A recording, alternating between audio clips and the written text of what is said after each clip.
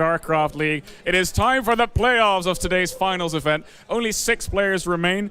2 of them are standing right behind me together with the admin. What we're going to do now is vetoes. So for those of you who don't watch StarCraft often, there's 7 maps in StarCraft, and these players are going to play a best of 3. So there's 3 maps at most that are going to have to be played in this series. That means 4 maps will not be played, and these players can take vetoes, can take turns in vetoing maps so that only 3 maps remain, and then they pick the first, second, and third map. So this assures that it's a very fair process to make sure that there's no maps that are favored for one race, got to be played in a series of only 3 games. So you guys do your thing, I'll narrate, right? So what's going on right now is that Melle, who's the admin, he's showing the players, or he's giving off that's the list that has all the maps on it. They're going to do a coin flip. The winner of the coin flip can start the vetoes. All right, so who won? Okay, so I hear that Gerald's going to start the veto process. So he gets to pick a map first, and that map is going to be out of the pool for this series. Very intense. So I'm going to sneak over and see what this is. That was Black-Pink was vetoed. Optimus now vetoes Ascension to Ire. All right. Next up, players take their time. This is a very important decision. Battle on the Boardwalk, a map that we don't see very often, got vetoed again this series. There's only 1 veto remaining. Optimus vetoes Odyssey. So it's Abyssal Reef, Catalyst, and Neon Violet Square remaining. Gerald picks Catalyst for map number 1. Abyssal gets chosen as map number 2, and that leaves Neon Violet Square as map number 3. So Catalyst, Abyssal, Neon Violet Square. Good luck to the players. All right, have fun watching these playoffs, everybody. If you're not here yet, get your ass over to the Esports Game Arena. We're having lots of fun. There's going to be lots of beers afterwards as well. Like I said, only 6 players remaining, and we're going to do all their matches back-to-back. So right after this match, it's going to be, let's see, Ziggy versus FMTC, and then it's going to be the winners of those 2 matches against the number 1s from the groups, which were, not to everybody's surprise, Euthermal and Hearthstone. So stick around for back-to-back 5 playoff matches of StarCraft, 2 best of 3s, 2 best of 5s, and a best of 7 to cap it all off. I'm going to give it over to the casters who are already at the caster desk, and as soon as the players are ready and in the lobby, we're going to kick off the playoffs. Have fun watching, guys.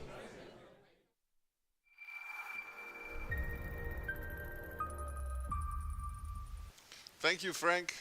Hi, Loco. How are you doing? I'm doing very well. How are you? I'm doing pretty great.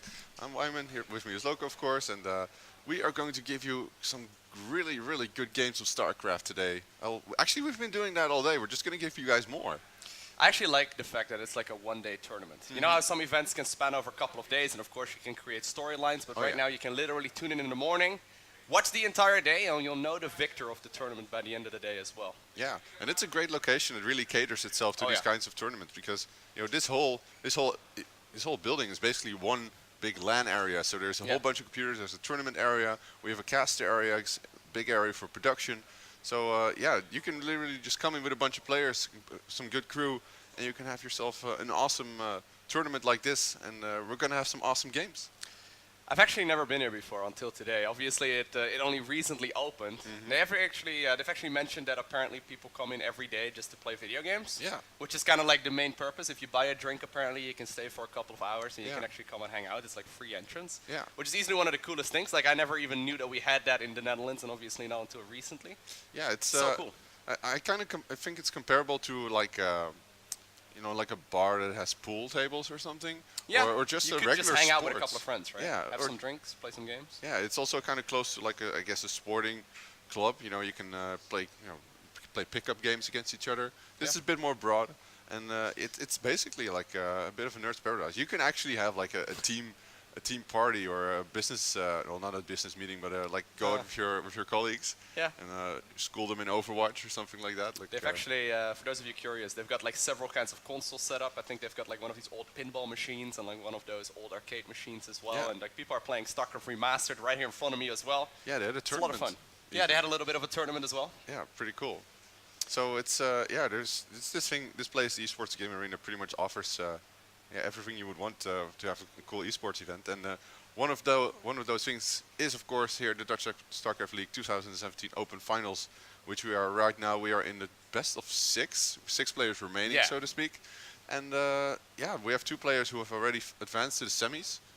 Those are, of course, Uthermal and Hearthstone. So to be fair, if you look at the brackets, it's actually a bit closer than we thought, because Hearthstone lost 1 series 2-1. But he was still 1 win ahead of the player beneath him. So he advanced to the semis.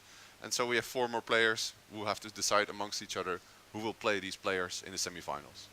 Yeah, it's one of the differences with round-robin groups compared to the more classic, I suppose, GSL format that we see a lot in StarCraft 2 tournaments. But essentially, we started off with 2 groups of 6 players, of which 3 players of each group advanced. But the rank 1 immediately gets seeded into the semi-finals. So it's a bit of a complicated process to explain just over words, but it does allow probably for what is the most accurate ranking in a tournament. I think actually, for tournaments like this at the very least, I really like it because everyone in the group has to play against everyone else. Yeah. Rather than you just simply getting like an easier group, or, you know, since you're playing against so many players and you have to play so many matches, I think it's one of those tournament formats that may just be a little bit undervalued in comparison to some of the others that we have seen. I like the fact that it's making a bit of a comeback lately. Yeah, it tends to take a bit more time and effort to organize than a classic playoff bracket, because you get less games the further time goes on. But in a format like this, everyone just keeps playing until, well, the last round has been played. Of course, if you keep losing, then you'll know pretty early on that you probably won't be continuing in the tournament, and then you might feel that your last games are not as useful. So right now we're just waiting for 1 player. We've actually determined the maps already, because as you saw, we saw Frank narrate ever so professionally. Yeah, that's the best coin toss narration I've ever heard in my life. It's incredible. There is actually, I think he was actually also an admin at the WSESG. Yeah. So I was in in Barcelona recently, and Van Kaspel or Frank, or you know, the guy from the Dutch StarCraft League, the one that you just saw on camera, actually does a lot of adminning himself. He's actually very good at it. I really like the way that he's usually. So for those of you unfamiliar, by the way, with what an admin does at a tournament, obviously. He's not just necessarily the referee, but he's also the one that determines who's going to be playing when, and that's usually sending the invites to the player lobbies and whatnot as well, which allows us to essentially just simply cast the games. Yeah. While the admin is making things a little bit easier. I guess you could say Frank is very frank. I was clapping a little bit too quickly right there. Yeah. That was not the slow clap that I had anticipated. Anyways, we are just waiting right now for Gerald to also be joining into the lobby. As soon as we got the lobby ready, we will be taken on the way as well. Game number 1 is going to be on Catalyst. One of the new maps that we recently saw added to the map pool as well. Pretty standard, all things considered. I don't think it's going to be all too crazy. Yeah, it's a pretty standard map. I see he's getting invited, so we're going to be seeing, from the looks of it, a pretty hefty game. Like Gerald in the previous games that we saw so far, or at least the ones I saw, I was impressed with his style of play. You know, he's very thorough, I would say. I don't think he's the type of player who will easily get cheesed. But he's going up against Optimus, and Optimus is, of course, well, in the games we've seen today, especially against Zerg, but also against Protoss, a very aggressive type of player. Like he will make things happen. He will be the one taking charge, sometimes impressively with quadruple Thor drops, so to speak. He's not afraid to mix it up every once in a while. Especially not. So that's going to make this series very interesting.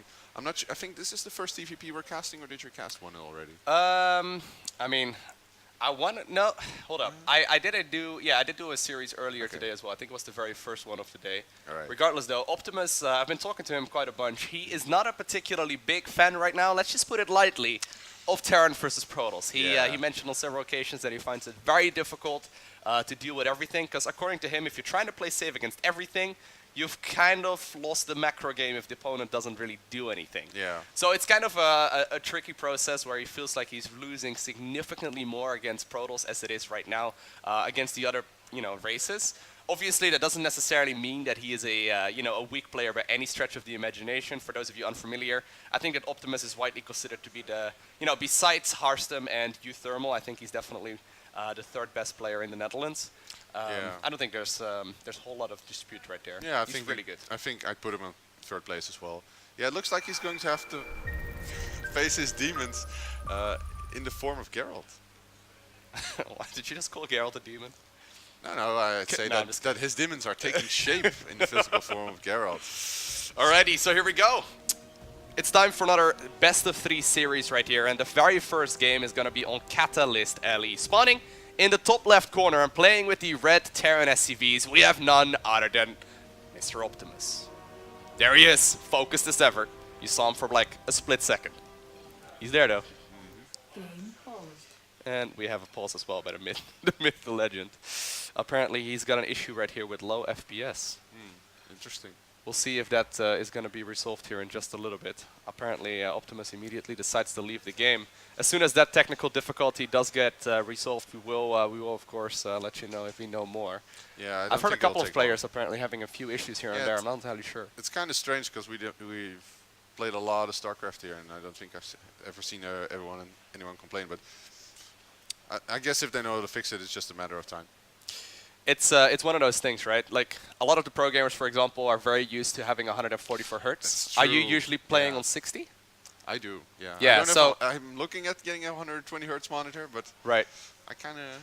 Yeah, I'm playing at 144 right now as well. And interestingly enough, if you switch to a 60 hertz monitor, it looks almost like things are skipping a little bit. Yeah. Now, I know for a fact that Optimus plays 144 hertz as well, so maybe it's like, you know, it's one of those things where you're just used to a super high frame rate and you're just only getting 100, so all of a sudden it's noticeable.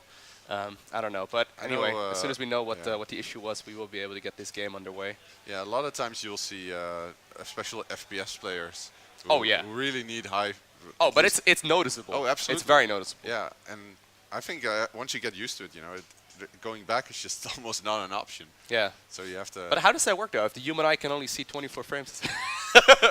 Okay, no, I'm sorry. I'm not like Total 4 Biscuit, people, and, you know, a bunch of dance games in the Twitch chat. I'm sorry. I'm not Total Biscuit, but that slightly triggers me still when people say that. Of course, it's used as as a joke than anything else. All right, looks like the players are already once again in the lobby, so we will get this game underway.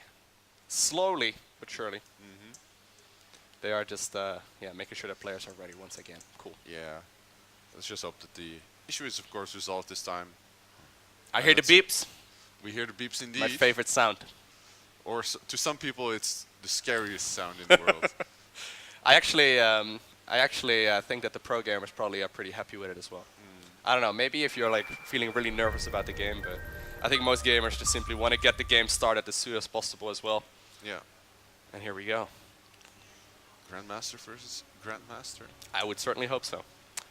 All right. All right. You want to take us away this time around with the first one? Indeed. In the top left of Catalyst, in the blue trunks, we have representing Team Prophecy, we have Gerald. There he is. He's looking focused, and his opponent in the cross position, playing for Dead Pixels, and with the red Terran SCVs, we have none other than Optimus. Inglorious 144 frames a second, I think. I hope, at least. I don't think those are monitors that do 144. But I'm not entirely sure.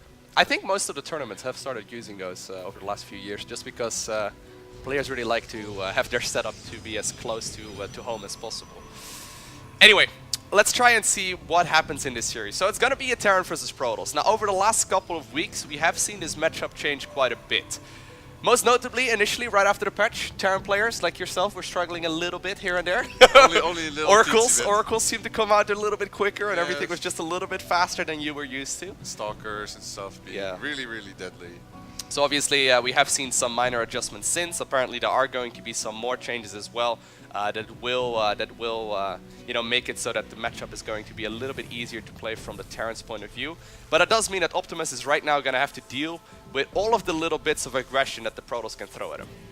Super annoying. Oh, that SCV is actually already really low health. He's probably going to... He's going to have to repair that, He's going to have to repair it? Okay. Ah, he's too good for that. He's way better than we are. Oh, there we go. Still got a little bit of a hug. As long as you repair it past 5 health, you're okay, you know? Yeah. Because then it'll survive at least one more hit. And usually the Protoss don't like to dive in and go for the kill because sometimes they get surrounded. Yeah. But this is still... oh, he actually gets the command center going. That's quite nice. Reaper will be able to come out very shortly, but once again, this probe is just being a little bit annoying. He's going to try and send it home just so he doesn't lose it. And I mean, while it wasn't any kind of critical damage, look at that. He was pretending like he was going home, but in the meanwhile, he's just going to sneak away in the corner so the SCV, or rather the Reaper, cannot find him. Now, in the meantime, on the other side of the map, Nexus is already going up. We saw the Gateway and now the Cybercore finishing up too. So let's see. Oh, he just missed the probe. Like, he was going to the left for a bit. But he got bamboozled by that probe, and it's gonna do some harassment once again. No units in production currently for Optimus. Yeah, that Reaper actually gets sent back. Like that's kind of a big deal, I feel. Yeah, this probe is just being a jerk. I mean, this is the most annoying a probe can possibly be. He hasn't gotten any kind of serious damage, and he will end up dying here eventually as well. But he slowed down things probably like 5 to maybe 10 seconds, which may not sound like a big deal, but that can be the difference of like an additional Marine coming out by the time this Oracle arrives on the other side of the map, because we do see that Stargate coming in right now. Yeah, so this significantly delayed the scouting. What exactly? How is that going to work? The Stalker and the Reaper just switch positions there. Yeah, they just ran past each other. So the Adept will be able to shut down the very first Reaper, but that Stalker can actually be very annoying on the other side of the map. 2 Marines just popped out and they went to the bunker, so that's just in time. However, if the Stalker were to choose to just go past it, that might actually be really annoying. So he didn't. Oracle is going to be on the production tab right now as well. We see the Warp Gate follow up as well as the Adept. Darren is forced to right now transition towards that Stargate here too. Yeah. He can of course go ahead and make a Viking, for example, but instead he's going to be opting to go for that medevac. So he's going to be relying on his Marines here for that early game defense. And even though it's like not a very fast Oracle, it's still going to get to the other side of the map roughly 4 minutes and 10-ish seconds into the game. He's going to see it, because I think the Reaper of Optimus is currently in the main. So he should be able to spot at least what's going on here. He does see the starport, Stargate. And I wonder if he second deduced. Oracle. Yeah, that's the second Oracle. The other one's currently on the way. And I wonder if Optimus has deduced that this one is on the way. He has a Widow Mine, but I think he's going to use that for a drop. Yeah, there's currently absolutely no defense here in the natural, so this will probably... what's he going to do? Is he actually going to go back and defend? Sending it back. Yeah, oh, he spotted the medevac. Oh, it's an empty medevac. That is so cheeky. He just sent across an empty medevac, making it look like there's actually Marines and a Widow Mine in there, forcing the Oracle to... I guess that's one way of, defending against any kind of potential Oracle play, to send an empty medevac across. That's actually really cool. That's something completely underutilized. Look at that. He's even going to... I wonder what Gerald is thinking right now. That is the weirdest little thing. He's just simply sending in an empty medevac to make it look like he's going for a drop. And that way he shut down the Oracle harass because that energy was needed at home. The best defense is a good offense, I guess. I mean, these Oracles haven't done anything. And this allows Optimus to set up at least a bit of a defense. Are those Hellions again? Yeah, they're just not going to spot those Oracles. But the Oracle's going to fly in there. And once again, I think there's a Widow Mine burrowed right next to the gas geyser. There's a Viking out right now as well that will be able to deal damage here. He's actually going to almost get one of the Oracles. Nice little bit of defense there. But the third Nexus is already going out, and this is what Optimus was talking about. So if you look right now at the worker count, right, at the bottom of the screen, Optimus is trying to play safe against everything. He hasn't really cut any corners here at this point in the game, but he's 38 versus 50 workers. And this is where Terran players struggle a lot. Right now, it's significantly in favor of the Protoss player, just because Protoss is playing a little bit more aggressive than the Terran is, and Terran is trying to just simply defend here. Now, there's no third command center coming in just yet. Instead, we see 2 more barracks. Oh, there we go. Stacks. Okay. Yeah, the 2 more barracks, of course, do indicate, though, that there's a big timing pusher coming in. We see actually Stimpack, Combat Shield, as well as +1 infantry weapons, all started up right now. I wonder if Optimus is looking to maybe deal some damage with that once all of those 3 upgrades finish up around the same time. But at that point, Gerald's going to have a massive army. Oh, the Stalkers are chasing something. I think it's Hellions. They're just trying to scout around the map. Lots of good stuff happening right now. The interesting thing is Optimus, is he really going to go for this timing, or is this just his way of advancing safely into the mid game? I would have expected to see a third command center at this point, but that is not the case. And Gerald currently seems to be going up to gear up to go into the main. There he goes. I think that's he's planting something in the main of Optimus. Yeah, the main of the Terran player. There we go. We do see indeed the Stalkers blinking up there. He's going to be able to deal a little bit of damage. If he manages to get that upgrade, that would be huge, but apparently it's not going to happen. Siege Tank also dropped off in the main base. It's not target fired down, and that means the Stalkers need to get out. Yeah, he actually already took down 2 Stalkers. One seems to be kind of stuck for a moment here. Imagine you're that Stalker. That must feel pretty bad.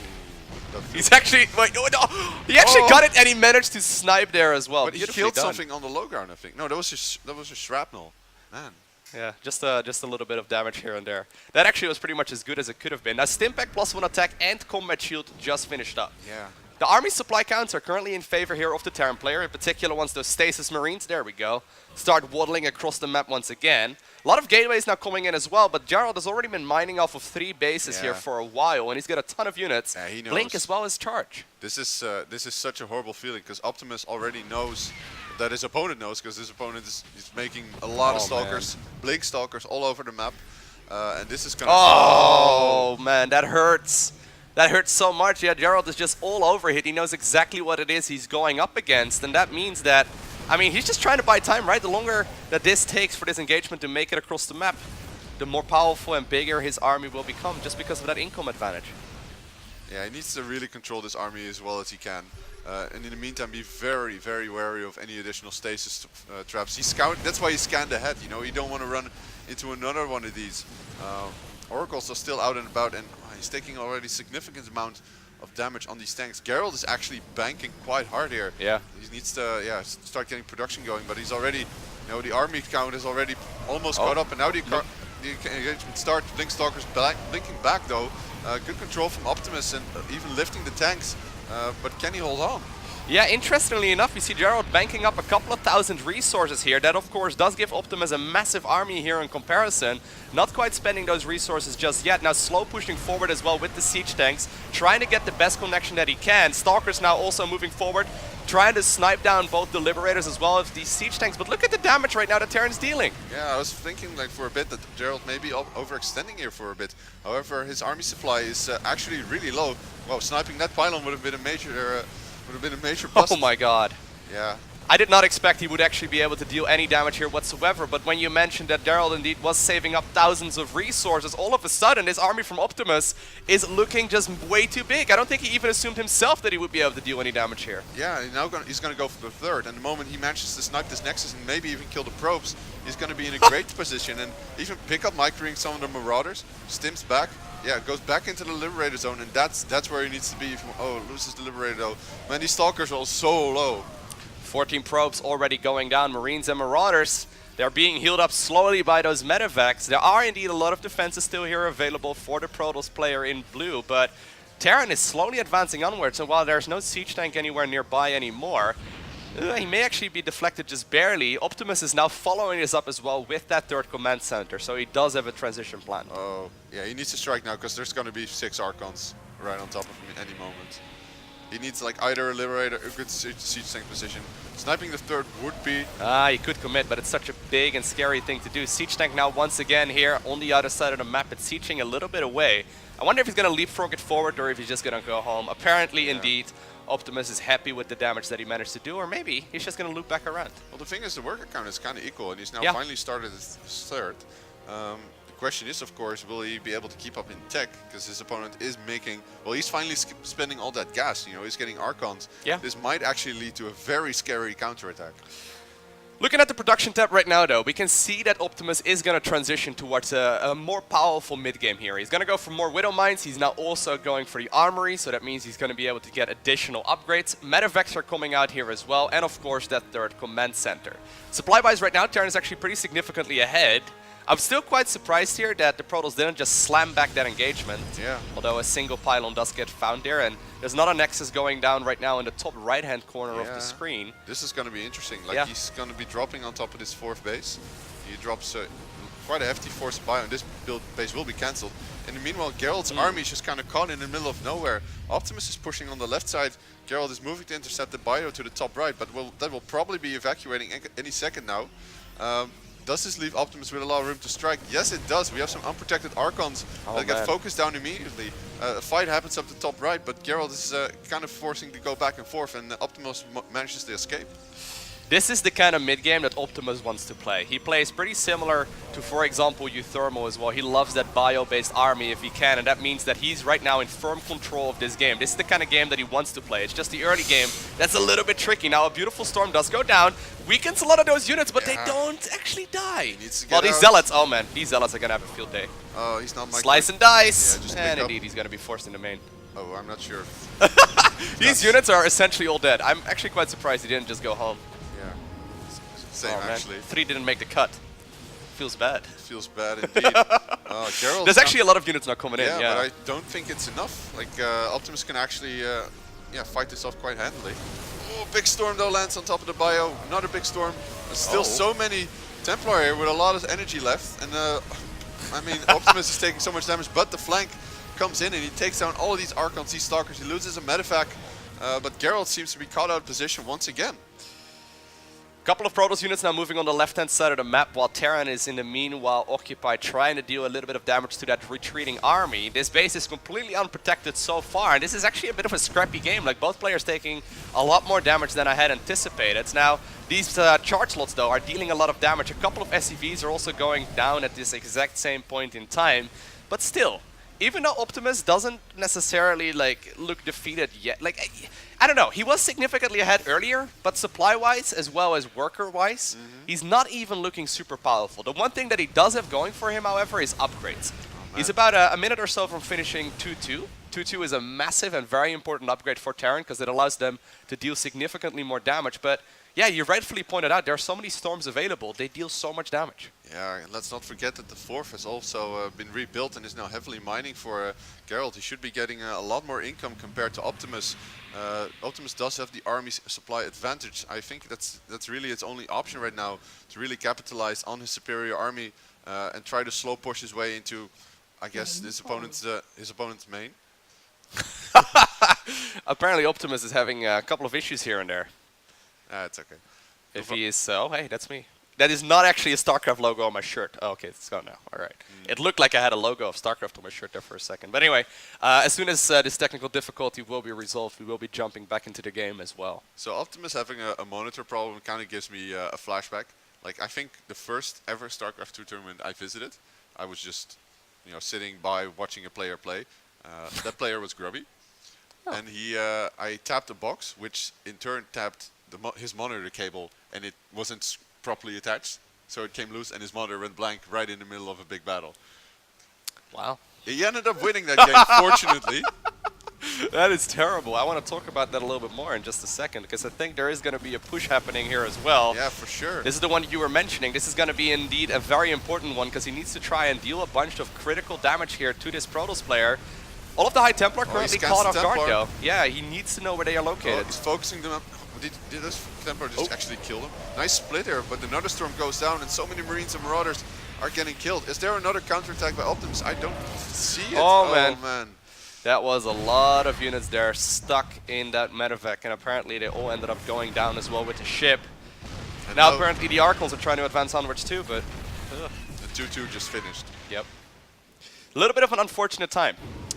I wonder if maybe Optimus assumed that his opponent would put up a heavier resistance when he initially put on the third base, and he's just sort of been playing a little bit confused ever since. I mean, he doesn't seem to be as powerful here in the mid-game as I've seen him play in the past. Gerald smells blood. He's trying to go for a push. He's probably going to try and kill the third. However, Optimus might actually just arrive at the fourth in time. Well, actually, he's going to sort of distract his forces, which will give him the time he should need to attack and kill the fourth base. So this might actually cue a retreat from Gerald, which is what Optimus needs. He needs more time and space and room to actually...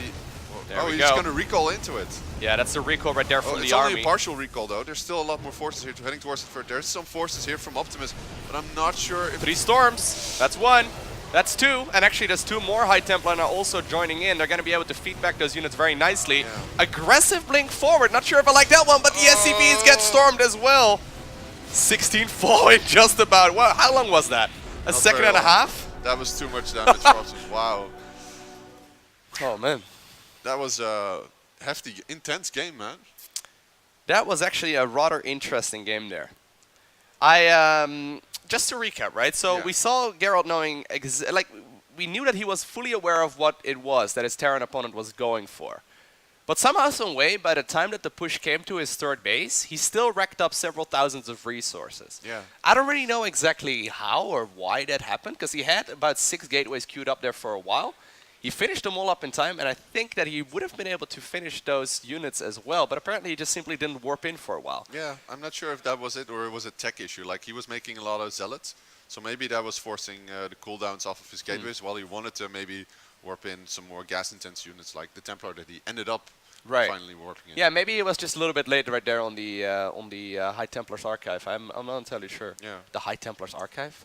Templar Archives. I got a new name. Anyway, let's talk about this monitor thing you just mentioned. So wait, if I understand correctly, before we jump into game number 2, you knocked over a box that knocked over a cable that disconnected Grubby's monitor in the middle of a big game? Well, there was an Xbox. I know you're friends now, so like I'm a little bit.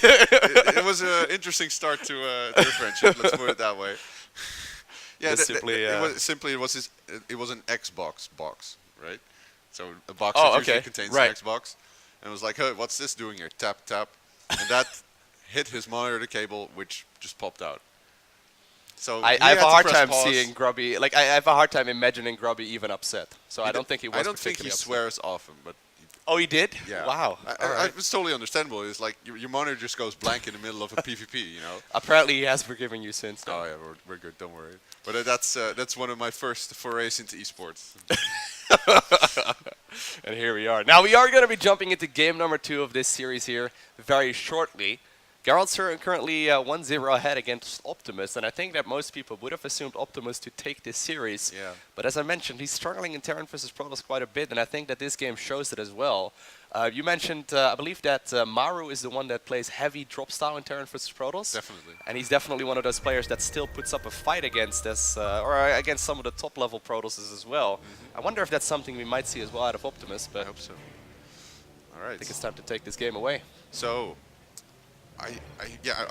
okay, I got it. In the top left of Abyssal Reef, we have the blue Protoss. He is Gerald of Rivia. Wow. Is that actually where his nickname comes from? I assume so. I mean, The Witcher is a Polish I'm a big series. fan of The Witcher. It's great, yeah. And his opponent in the cross position with the Terran SCVs, he goes by the nickname of Optimus. He does not look happy. Which is, of course, a Transformer reference. Yes. Optimus Prime versus Gerald of Rivia. Who would win?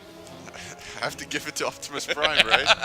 Something with big guns and huge mechanical robots. Yes, that's a good point right there. He can just make the Autobots roll out as well. I guess Gerald has got a sick sword now. He's got several of them. He does. It's been a while since magical I played allies. The Witcher. Yeah, he's got magical allies as well. I haven't actually played The Witcher, but I have lots of friends.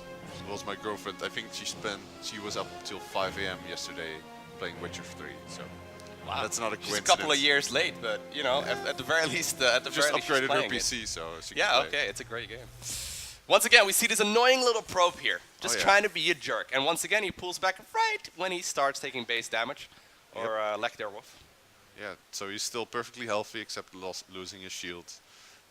This time, I think Optimus is getting away with it a little bit better. This time he's not going to let this probe get away, I think, when his Reaper spawns. You know, he's going to probably look for it. Okay, now he knows where the probe's going. So he's probably going to rally his Reaper towards the right side of the map and maybe try to see if he can catch it on the way to the main base. I wonder if he'll do that. Like, I would do such a thing, like silly probe. You're already more bothered by it than Optimus is, probably. Maybe. Probably. I mean, Optimus can get pretty triggered, but... Now, if I saw that correctly, I think Protoss in the main base may have been saving up a little bit of energy on that Nexus. Look at that. He's saving up some chrono boost, so we'll have to keep an eye out on exactly what it is he's planning to go for in this match. He's chrono boosting a Stalker. So I think he was doing that in a previous game see where the Reaper's going? That's not the correct path. That is not the correct path towards the base. And he got juked once again. And now he has to go back because the probe's back. The probe actually went all the way around to the left. No, that's just annoying. Mean. It's just mean, yeah, exactly. It's like rubbing salt in the wound. Now, eventually, though, he's gonna try and kill it. Ooh, just barely doesn't get that. Bunker going down right now near the front as well. And we once again do see that Stargate coming in right here for our blue Protoss. Yeah, he's actually spent all of his chrono boost. Once again, the Reaper and the Stalker are just walking by each other. He's got another Adept here, which is currently out of position. So this Reaper might actually get something done. Meanwhile, the Stalker arrives at the main base, finishes the probe's job. Like, stupid probe, making me finish all your work. Adept apparently did decide to return, however, and it will be able to do a little bit of damage. Nice little move there. Of course, Optimus very good with his probe. Oh, with his Reaper Micro. I say that, right? And I almost saw it getting surrounded there. Now, once again, though, we just see a little bit of a skirmish here, back and forth. I think the Reaper will be able to survive. But you can see, right, the economy right here is going so quickly in favor of Protoss just because of that crazy speed that Chrono Boost provides. Yeah, he's making so many probes right now, and the Mule Hammer is not quite in effect for the Terran yet. I heard one. You did? Yeah, at the moment I said it, he lapsed another one, so... Oh well. Okay, so Optimus is definitely expecting an Oracle here, and he's rightly so. So he's producing a bunch of Marines, puts them in key positions. I'm not sure how he is defending the main. There might be a Widowmine in there. And yeah, this Stalker's just gonna probe, see if there's any proper defense. There are indeed enough Marines available right now in the natural at the very he's least gonna to ignore the defend natural. against. But yeah, I think he may just simply be flying all the way around. Let's see if there's any adequate defense. I don't see a Widowmine on the minimap. I don't see any anti-air there at all. Although apparently neither is he's Gerald. Expecting. He's expecting there to be a Widowmine. This is like the sickest metagame ever, right? There's the Widowmine, He's like, assuming hi. the Widowmine is going to be there, but it wasn't at all. He was trying to scoot outside of that mineral line just to make sure that he wouldn't take any kind of critical damage. Now he's baited the Marines out of the main base so he can go towards the natural. Oh, is he gonna get? Yeah, he gets the mule. Wow, this is actually quite a bit of damage that he does manage to do in this early bit of a. Whoa, okay. Well, he's not the only one. 10 probes just went down the double Widowmines. Yeah, the Widowmines were sneakily flown across the map. I was already wondering where like they went, considering we saw several on that production tab. And right now, Optimus must be feeling pretty happy because he's evened up the amount of workers here. And while the Oracle is still going to be a little bit of a nuisance, now that the Cyclone is out as well, I think it's going to be able to deal damage. Oh, look at those missiles just flying across that there map. was the Widowmine. Apparently the Widowmine right now was indeed burrowed, just barely out of line of sight. It's such a cute little move. We see Terran players do this all the time. When I first saw a player do this, my mind was absolutely blown. You can quite literally use the refinery right there to block the entire model of the, of the little Widowmine, so your opponent never actually sees it. If that successfully works on ladder, like their first Oracle flies into it, it's like you can just hold your plate out because you're guaranteed to get some salt. It feels good. It feels good. Now here we do see a Liberator coming in. Luckily though for the Protoss, he did already get himself that Stalker out as well, or rather the Phoenix out as well. Oh, this is a tough position. Another Widowmine drop goes in. He's warping in some Stalkers, but he cannot prevent. Oh! Boom. There we go. Another 9 going down in just a matter of seconds. Oh, he's still gonna sort of escape. I don't think entirely, but. Boost. There we go. Going to be able to get that out of there, and in the main base we still see that continued harass here. Yeah, this is a really good position. Okay, there's an angle you can get at. Okay. This is not the most important part. Now, while this is all going on, right, Optimus is happily continuing his own production. Look at that tab. Look at that production tab in the top left corner. He's getting the upgrades going for the exact same setup as he did previously. This time around, however, he's slowed down the Protoss players significantly. Yes. So the push that he's looking to do, and he's likely going to do the exact same one that we saw in the last game, once again towards that third Nexus that Protoss is taking right now, it's going to have a much more menacing army just because Protoss has not been mining nearly as much. Good revelation there, spots all the Marines. I'm expecting these medevacs to pop out very soon. In terms of tech on Gerald's part, he's not going for Blink Stalkers this time. He's going for Charge Lot, adding on the Templar Archive, so I'm expecting to see more Archons as well. Going for Archon tech, of course, very powerful, very tough to stop with just biological units because they just take so much damage. But if you don't manage to, is he actually gonna? Oh, he's just gonna walk so off. Cheeky. That is super. He's just cheeky. gonna walk over. There you go. Is he actually gonna? I mean, I'm quite surprised. Did he actually get anything? No, you don't get anything if it happens like that. It's like magic. A magical missile appears out of the ground, then it disappears. Oh man, Gerald has his counterattack already. The worst magic trick. Just ready to go. Like Optimus moves out, he spots it. Bam. And Stalkers go 7 Stalkers in your natural. I don't think there's any defenses right now for this Terran player, although apparently the Stalkers have another plan anyway. They're going to try and see if they can potentially pick up maybe a medevac or so if it's called out of position. There we go. I think they're going to at the very least be able to pick that one up, Optimus. as well as a single medevac. That's a nice little push. Blinks out of there. Man, that is such 5 a valuable probes go unit. down actually as well. He really needs those. Oh my god, that Widowmine actually got 16 kills before it died. That's ridiculous. That is one of the original ones. Hero Widowmine. And this is the kind of thing that Optimus likes to do, right? He just simply tries to harass his opponent to death. And now that the Stalkers are coming in from the back, and apparently he does force a stim on at least some of these units. Yeah, Gerald's really delaying this attack from Optimus though. I think he just blinked into a bunch of bio. Yeah. And here we go. Optimus has got enough of all of these little bits and pieces that the Protoss is sending across the map, and while he's once again forced to use stim there, these Stalkers are cornered and they will float to the surface. Look at that one, going through the middle of the monitor. Oh, there we go. I'm slightly concerned here for Optimus. Like he's probably gonna have to do like a 2-side. Okay, he's taking his third this time because I was really afraid he's gonna go for another all-in. Like Gerald. I think he's still gonna do that double prompt. Oh yeah, for sure. Like he's gonna drop the main and push the third for sure. There's really no doubt about it. He's got good upgrades this time. I mean, he had 1-1 the previous time as well, but it's not like he's gonna attack right before +2/+2 manages to finish. Storm is about 10 seconds or so for finishing right now, though. Plenty of Hard Templar here available. There's already a lot of Protoss here too. This is an important push here because Terran is trying to see if he can close out this game. Oh, the storms. Man, he could just actually just go into the natural and kill as much. One High Templar falls there in just a matter of seconds. Nice split off as well, picking up a being couple of attacked units. as well. Here comes the storms. Oh, it's such a multi-pronged attack. He's actually just going to go into the main and try to force his way in. First storm kind of whiffs, still does a bunch of damage. Yeah, the High Templar right there definitely storming down a bunch of the units that were on hold position, but in the meantime, another drop here in the natural, just simply dealing so much damage. He's no out more of storms available, but there are also already 14 probes going down. Yeah, big warp in right now at the third base, but the natural is completely gone. 22 workers in just a matter of seconds. Man, this multi-pronged attack from Optimus is just so well executed. Manages to dodge most of the storms and just continually see the dodge damage. He's now dropped into the main as well and trying to take out as many workers, and a sick Artosis pylon goes down here, preventing a lot of warp hits. So many probes have already fallen, but it's not like as if everything has died. You know, there's still... Okay, well now a lot of stuff is yeah, a lot of damage is being done. It's 29 probes here already. Just continued harassment here. And while eventually, I'm going to make the assumption as well that Protoss will be able to stabilize, it is with critical amounts of damage. Because Optimus right now is sitting nice and pretty on his third command center on the other side of the map. And he's actually, once again, sending in another force while continuously dropping here. Yeah, this is... I can't actually believe Gerald's back to equal workers again. Like, he killed so many probes. Chronomus, man, it's good. I've been telling you. Really good. The only upside to this is that he's mostly been making probes and not units. So this attack might actually just finish him off and kill the third, because there's like no units here. There's 3 zealots, a bunch of stalkers, shield batteries go down, lots of medevacs that will keep this bio army alive for very long, and I don't see any AoE damage. So right now Gerald...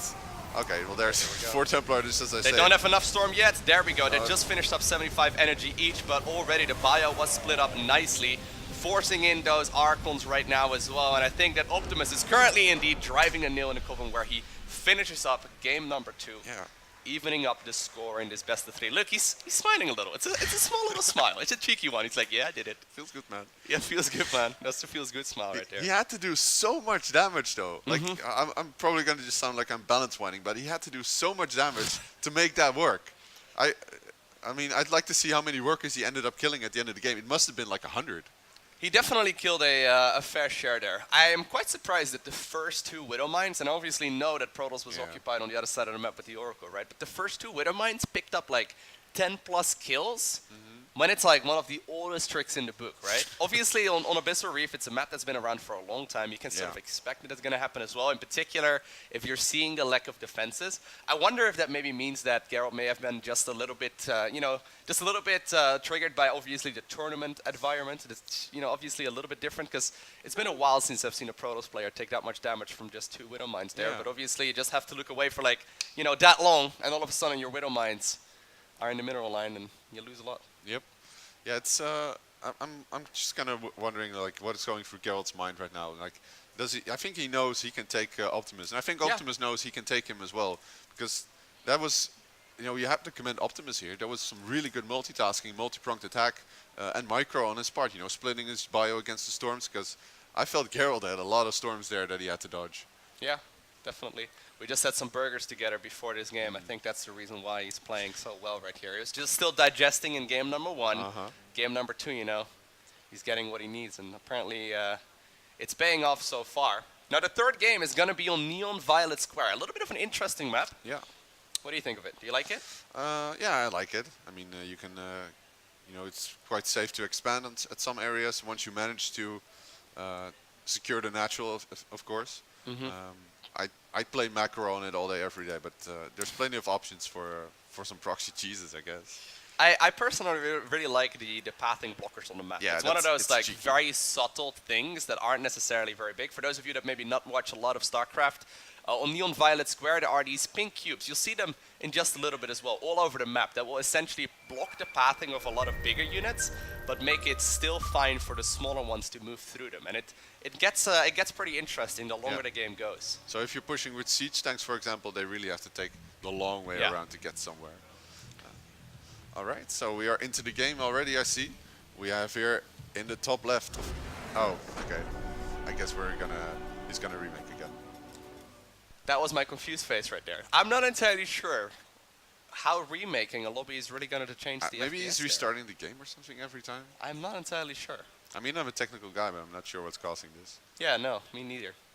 Well, we're just gonna remake the game real quick. Yeah, we should be able to jump into that one very shortly. Now it is going to be game 3 in this best of 3 series as well. That means that it's the final one. Once again, the winner of this one will be advancing to face either Euthermal or Harstem. Do you actually know which side of the bracket we're playing here? Well, I mean, I don't mean to put you on the spot. I'm no, just wondering. I have it slightly memorized. At least this is the top match. The other one is the other. Below it is the best of 3, but I'm not sure if you win this one, who you get to face. That I don't know that. Fair enough. Obviously, either way, though, it's going to be a tough opponent. Either Euthermal or Harstem. I would definitely say that Harstem is going to be a tricky one as well, in particular if you're struggling in Protoss versus Terran. He's already showing us some cheeky builds today, earlier as well. But here we go. We are once again in the lobby right now, so we will be able to get this game underway shortly. Yeah, I think a lot of people in their heads are already thinking like, well, who's going to beat who? Is it Euthermal or Harstem? Of course, first we have to get to that phase of the tournament. But at this point, I'm not really sure. I mean, they always say like, oh, whenever we play, it's always super one-sided. Their last DSCL encounter was super close. That was like 7 games, best of 7. It was super sick. Yeah, if I'm not mistaken, this is going to still be a best of 3. The next one is going to be a best of 5, and then the finals once again will be best of 7. There will be another best of 3 because that's the other. Right, exactly. Yeah. So 6. this round is going to be the round of 3. Okay. Exactly. And after this round, we're going to be moving towards best of 5s and best of 7s to really determine who's going to be the best. The last couple of years, though, we have indeed seen Euthermal and Harstem face off in the finals a couple of times. Here you go. You want to try again? Let's see if it works. Let's try it indeed again. In the top left of Neon Violet Square, we have the blue Protoss. He is Gerald. There you go. What's he doing? Oh. I was going to say that probe is just standing there, and his opponent spawning in a cross position, evening up the score in the previous game. He goes by the nickname of Optimus, and of course he's playing for Dead Pixels. Focus once again. That smile that he had is gone. Oh yeah, it's all concentration right now. Do you think he's going to attempt to go for a Widowmine drop again? I'm not sure what I'd do if I was in Optimus' position. Like, it seems that just playing aggressive is definitely the way to go. I guess you could say he got a bit lucky in the previous game with the amount of damage that he managed to do, but still, you know, you have to make that happen. Yeah, you have to like put in the effort to potentially have your opponent make a mistake. Yeah. It feels a little bit backwards because obviously in a perfect world, nobody is gonna take any damage ever. But obviously, since these are still humans playing, believe it or not, we're going to have the AI championships in like 2022, and it's just going to be perfect gameplay versus perfect gameplay. But until then, drops like Widowmines can indeed, or drops with Widowmines rather, can indeed deal a lot of damage. You can't have good RNG if you don't roll the dice. That was beautiful. Or play Hearthstone, whatever. That was a beautiful quote until the last part, but it was, you know. I thought it worked. So Gerald's going to be the one who's going to be dictating stuff, and this is going to super trigger Optimus, I think. This will very, very likely be a proxy Oracle build. Yeah. He's already being annoying with this other probe. Oh, this is a big indication already as well. Look, he wasn't on top of that probe micro there, unlike in the previous game. Yeah. I wonder if that means that Optimus already can sniff something like that out. Obviously, it's very unlikely. But if there's only one thing to look at that point in the game, why did he take damage on that probe, right? Yeah. You shouldn't be. So he may already get a slight little indication there that it may just barely be something a little bit different, because Protoss was occupied elsewhere. That is super subtle. Like, if you pick up on that, that is some next level StarCraft mechanics. But it's significantly, like the micro here has been quite a bit worse in game number 3 than it has been in the first 2, right? Yeah. And we actually do see Optimus scouting around. I mean, it's like the smallest inkling of a giveaway, right? Anyway, we do indeed see that Stargate right now going down. This is very close to the Terran's main base. I mean, if you scroll a little bit to the right, you can quite literally see. Well, I mean to the right. Other right. That way. The right away. Like, if you go to the east, there we go. We see the main base there. Going? There's an SCV in the middle of the map, and it's heading straight towards this... it's scouting. Towards this space. Yeah, Optimus, you know, of course he's doing some Reaper harassment, but this... This is...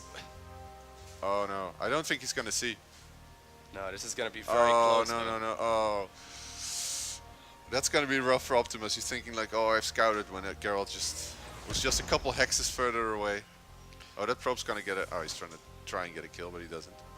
This is a big deal as well, though. So he gets into the main base. If Optimus was paying close enough attention there, he may have been able to scout and count the amount of pylons that he could see. He may have noticed that something was missing there. There's only one pylon, right? Yeah, look, he's actually rallying the Marines towards the mineral line for now. I wonder if he's going to burrow that Widow Mine in the natural right away. He needs to, though. Viking going down as well. I think that Optimus knows that something is wrong. All right. Oh, look at that burrow. Yeah. Like, I love this little cheeky move. That's so hard for a Protoss player to deal with, because you literally can't see it. And he's gonna bait him with the Marines, I think. He might even split off 2 Marines just to be like, hey, I'm all my own, don't kill me. Oh, there we go. Here comes the Oracle. There's It's 4 not Marines. super early, by the way. It's just, you know. Yeah, this is, he here. expanded earlier, so. Okay, he's gonna get quite a few SCV kills, regardless of the fact that Optimus was more or less aware. Could have been a lot worse, I guess. Some adept pressure here as well. Yeah, Viking in the main right now will be able to shoot that Oracle away for the time being. But still, 5 SCVs going down at the cost of essentially nothing, because this adept is also going to be able to shade away right about now. And it's Shade gone. away. Oh, Okay. he actually gets...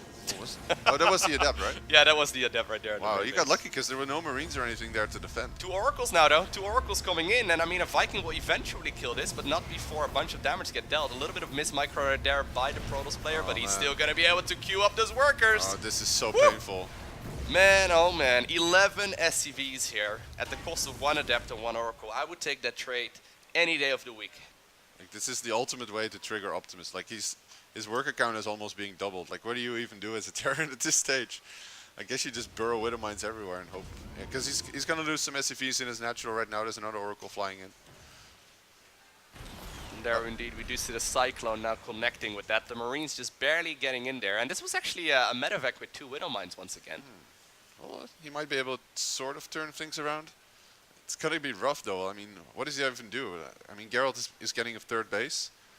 He's going to run a unit towards it. I think one of the Oracles is actually scouting, or that might be a Phoenix. Yeah, there's actually, I think, a Phoenix here in the top. Yeah. So this is going to be all or nothing, this Widow Mine drop. And Protoss is currently not responding. This could once again be huge. Here we go. He's just not paying attention. And once again... How do you not respond to that? Oh man, he's taking way too much damage from such small losses. Now, at the same time, still though, there's kill pressure going on at the 3rd base. Medevac does end up dying as well, but I think this is also so long here for that 3rd Nexus. A couple of Protoss units now actually also moving towards the northern end of the map, heading towards that 3rd base of the Terran. Is he just going to focus it down? I think he's just going to focus it down. It does get cancelled there at the last second. Loses the Phoenix, though, and this is actually just way too many Stalkers, though. That's at least what I would... Oh, he's waiting for the shield batteries. Okay, well, I don't think Optimus can engage here, but he probably feels like he needs to do something. He can't fight these Stalkers because they're shield batteries, so they'll just regenerate. So he's trying to one-shot. So much damage, though. Still kills 7 workers there in just a matter of seconds. That's kind of crazy. Now, these Adepts, or this Oracle rather, is staring down the SCV before killing it. That was just straight up rude. Liberator now also trying to move these fast. Marines are still alive? Okay, he knows they're there. Imagine being that Marine in the spacesuit right now. Yeah. I'd rather not. It's traumatic enough watching this as it is. So, Optimus is constructing a 3rd, so he's gonna... Like, don't get me wrong. Like, I was thinking, like, okay, how do you actually come back from this? Well, killing the 3rd and building your own seems like a good start.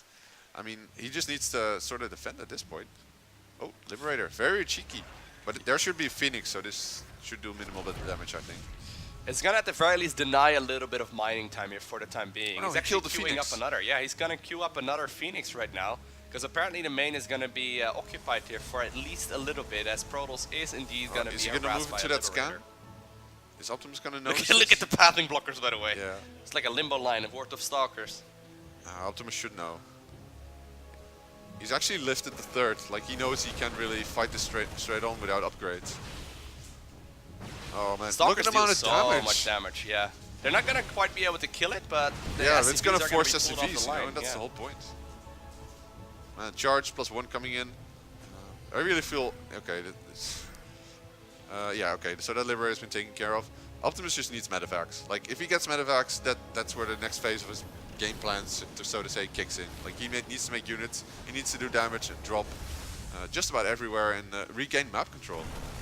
Really quite impressed though with the way that Gerald is playing this so far. He's continuously trying to contain the Terran here, and I mean so far he's doing a great job at exactly that. Look, he's gonna blink once again. Oof.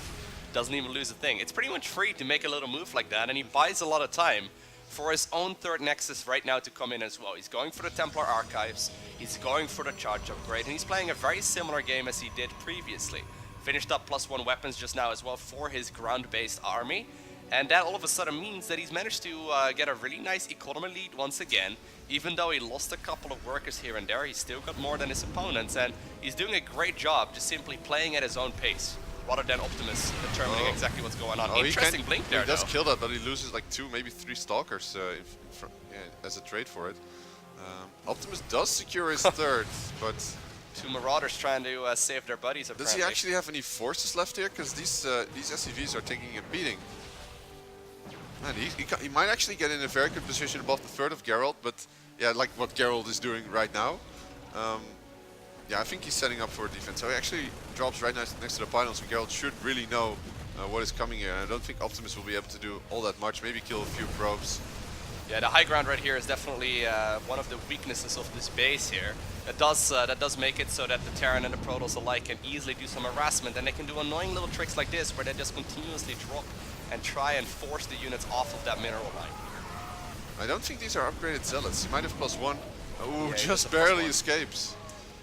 He did finish up +1 earlier, which makes it a little bit easier to slice and dice through those units. But so far, I mean, we do see the Protoss player being in pretty solid control of this game so far. Now, one of the things I've seen a lot of Terran players do recently is go for a heavy siege tank-based army. Haven't quite seen Optimus do something along those lines just yet, but I've casted a couple of games of Euthermal where he just simply started piling on the amount of siege tanks, and eventually, if there's no proper amounts of air units out for the Protoss, they just simply kill everything on the ground. Yeah. It's actually rather interesting to see that bio to mech kind of switch. It almost feels a little bit like obviously Brood War. You see it a lot in Brood War in Terran vs. Zerg there. Get out. Oh man. Yeah, so Gerald is actually going to be doing a bit of pressure. I don't see Optimus having all that many medevacs. They might actually lose 1 medevac full of units. Quite sets him back in supply. That was a very useful medevac, and he really needs some healing here to set up his defensive position here at the third. Like, Gerald is showing all the signs of at least wanting to do some aggression, not for the necessarily for the sake of killing him, but for the sake of map control. Optimus has caught up in supply quite nicely, and for a bit, I even saw he was in the worker lead, but now that Gerald is taking a 4th, he's added on quite a lot of probes. Ghost upgrade now also coming in here for the Terran player. He's really anticipating a Templar play. Yeah, haven't quite seen all too many of those just yet though. Cheeky. Apparently 1 Widow Mine trying to go down there. Once eventually this base starts mining, and another drop here in the main base will shut down some more of them. Oh, but Man, Gerald's these Widow engaging at Mines the are third. really killing him. Oh, I think there's a bit too many. He killed some buildings, but there's just a bit too much bio here. Still a lot of zealots and only 1 siege tank. No, there's one on the high ground as well. Still a rough position here to defend for Optimus. Forced to cancel that third base there twice, but still 11 another probes are drop, I going think. down in just a matter of seconds. And I mean, Oh, that's cheeky. honestly, it's funny. Like for a while there, we didn't see Terran players make Widow Mines at all anymore. Ever since the patch got announced, they were like, okay, since they're now visible while they're recharging their attacks, I guess it's just pointless for us to make Widow Mines in the first place anyway. Right now, the Optimus is showing us like, hey, if the Terrans make a couple of Widow Mines here and there and just simply drop them off, they can do a huge amount of damage. Gerald, to me, is being super indecisive. Like, he's taking his 4th, that's great, but his army is like in a position where he cannot possibly ever stop this attack unless he drops 4 Templar right now and just storms all over the bio. He lost 3 of those Templar because they were stuck inside of that Warp Prism. Oh man. That's a big loss. I think it was 3, either 2 or 3, but that was a big loss for sure. Apparently he does get a medevac for his troubles. Yeah, Optimus is standing to lose this entire force as well, and he didn't kill the 4th base, which was the whole objective of that push. Still, killing critical tech units like High Templar is so important. This push from Optimus, it feels, on one hand, it feels out of place, but +2/+2 did just finish, and there's nothing in this, guarding this part of the map, so Optimus can actually get a really, really nice setup here towards this 3rd base of Gerald. Yeah, all of the Protoss units are currently hanging out at that 4th Nexus. This position right here up the ramp is what Wayman is talking about. This is a massive one, a very important area of the map, because if you can get a siege tank or a Widow Mine or even a bunch of bio units right on that high ground, you can deal so much damage because you can leapfrog them down below as well. And that all of a sudden either forces Protoss to go for the counterattack or to potentially try to defend this. Apparently Gerald though has decided that he wants to defend against this shenanigans, but so far so much damage has already been dealt. Apparently though a couple of units are going down as well at the third base of the Terran player. Yeah, lots of damage being done there as well. Just two SCVs now lost there as well, but it seems that that attack has been repelled. Unlike this attack here near the third of Gerald, he's wrapping around now for a big flank on this army. Looks like Optimus is about to be surrounded from several angles. Big storm landing there on the bio. And here we go. Widowmine gets a decent hit on the Templar. Most of the Templar are now already dead, but there's just no way that Optimus will be able to hold this position. Beautiful surround right here by the Protoss player. He's going to try and see if he can potentially salvage the situation by target firing down that Nexus. Does deal a little bit of damage to it, but beautiful pickup micro right there in the War Prism. Keeps a lot of those units alive, and I think that the third base will also live. Yeah. Man, imagine if he managed to land a nuke there. I think he wants to. I mean, I don't. If you could have a quick look at the production tab, I think that would be awesome to see. I don't think there's any nukes on the way. He's going to continuously make ghosts. 3-3 is going to be a big set of upgrades that will finish up in just a little bit too, but Gerald is already going for that counter attack right now, but there's a lot of bio awaiting him. Oh, even takes out the Phoenix. Yeah. Whoa, that's a lot of Templar. Oh man. Oh man, how many ghosts does Optimus even have? Because he's going to need them. He has one ghost. One hero ghost. If you can shut down all of these Archon and obviously land that as well on the High Templar, this could be massive. Disruptor leading a charge is going to be able to pick up quite a lot of those units. Oh man, this is actually going to be There's really There's rough. the ghost. It did manage to get a nice little hit, but not on the High Templar. Oh man, this is such a rough engagement here for the Terran. Storms are going to be landing any second now onto the... Why isn't he throwing down Storms? He's losing so many of the Protoss units. Look at that clump. I think he was more occupied right there with the other units trying to land that Disruptor hit as well. 14 probes though. In the meantime, at the gold base of the Protoss player, a couple of Marines and Marauders tried to close that distance here, but Gerald is continuing to push. Can actually Gerald here do enough damage? Oh! Oh, that Storm is really good. And now Optimus will lose a lot of force here. We have another Ghost popping out. He's going to have to pull a couple of SCVs, but I think he will just barely hold on here. Yeah, the Immortal right there gets killed by SCVs. Not so immortal now, are we? But more and more Stalkers are coming in as well, blinking forward, trying to save their lives with their brothers. Another one of the Medivacs does go down as well, and they are dodging around the Widow Mines. Oh man, all the reinforcements from Gerald is piling in. Income-wise, these players are so equal. That Widowmine hit not what either player was expecting there, I think. But is Optimus running out of bio here? His upgrades are so good, and those are really keeping him in the game, I feel. Yeah, 3-3 of course, very important. Apparently a one hero Disruptor is going to be able to even kill a Ghost. Ghosts are actually very expensive units. You do not want to lose them like you can with Marines. And while Optimus will be forced to sack his fourth here for the time being, Gerald is still happily mining with all of his bases as well. And that gold base is such a huge deal in this fight. He's got a fifth. Oh, indeed. Oh, I guess Optimus needs one then as well. Focuses down Disruptor, good job there. Now fighting head-on against the Stalker Colossus, and man, upgrade-wise, he's such a huge lead, and that really has to be what's keeping him in this game, right? Yeah, obviously this only is going to last for a little bit of time though. Apparently Gerald is smelling blood. He wants to close out this game right here, right now. I don't know if he's maybe a little bit overextending. There are still a lot of Widow Mines. Once again though, blinking forward there. These Stalkers are going to be able to continuously deal damage. And actually, there's a Warpin in the main as well. He's right on top of his production. Yeah, he needs to keep this bunker alive, and Optimus is desperately trying to clear out this enemy attack right in the middle of his base. Seems to be doing an okay job though. Oh, but he's going to lose his fourth. Yeah, whenever you get on top of a Terran's production like that, it is very difficult to recuperate. And Gerald ends up obtaining the victory here in what is probably considered to be a bit of an upset.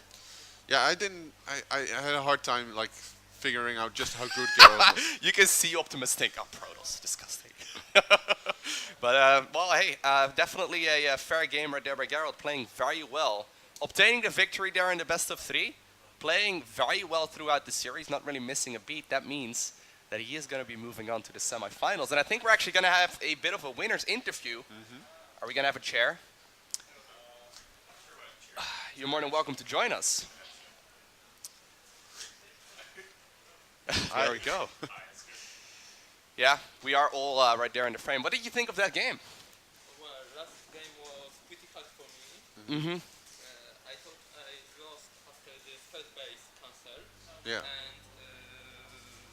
And I really want to just GG and go out, but after it I thought, oh, maybe I try fast High Templars and Oracle made a job. Yes, I don't know how many STVs he lost, but I think around 15, something like this.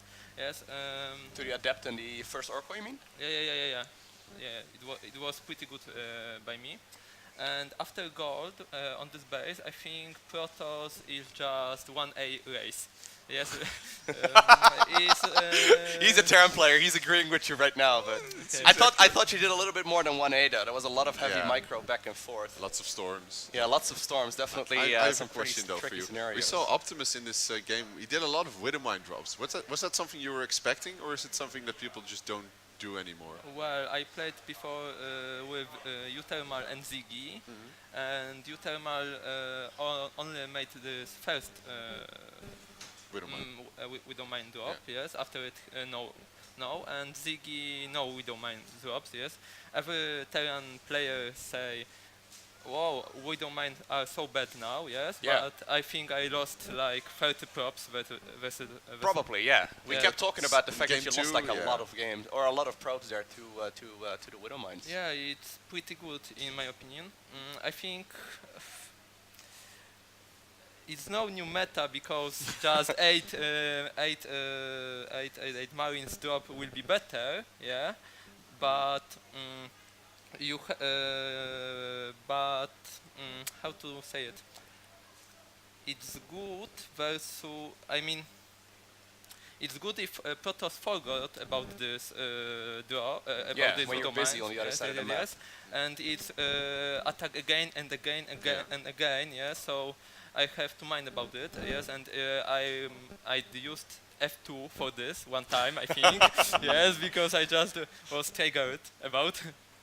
And yes, and but I think it's not the best possibility for Terran. Yes, Okay. For example, Liberator would be nice. Yes, no Liberators, only one time. Yeah, you made it.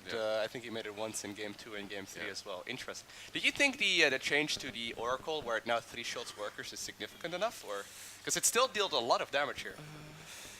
I think it's big nerf versus Terran, yes, because it's not only about STV, but it's also about Marines, yes, because before you can just attack with 3 Adepts and Oracle, yes, and if no Cyclone or Widowmine in Mineral line, yes, it will kill all Marines there, yes, Right. 6 or 7 Marines, and all STVs, yes. So right now, 3 Adepts and Oracle versus 7 Marines is not so powerful, yeah.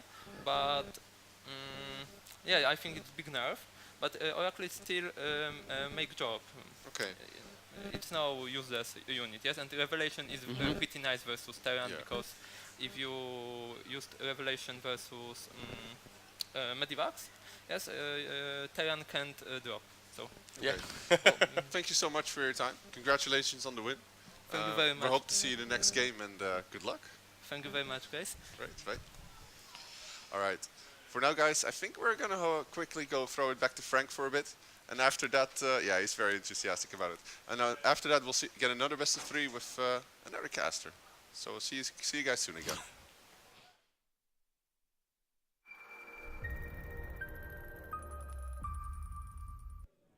Welcome back, everybody.